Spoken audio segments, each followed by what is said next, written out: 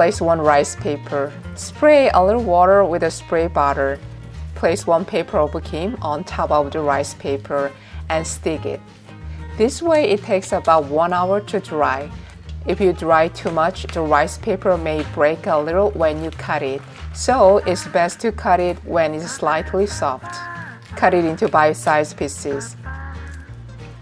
Let the rice paper kim you made dry in the shade for about 1 hour. If you don't have a kim, you can just cut the rice paper and fry it.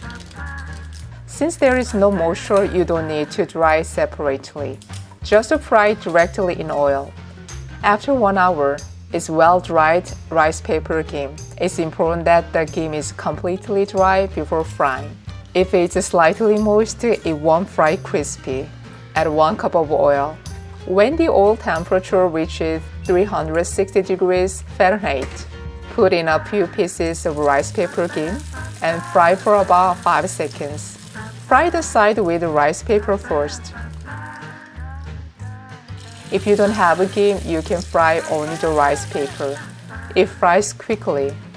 It looks really crispy. It's fried very deliciously. You can also put it in a Ziploc bag and add a pinch of salt and 2 pinches of sugar according to your taste. Shake well.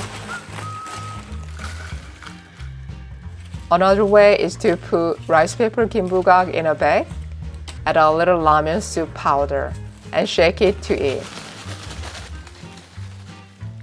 Very crispy and delicious rice paper gimbugak is done.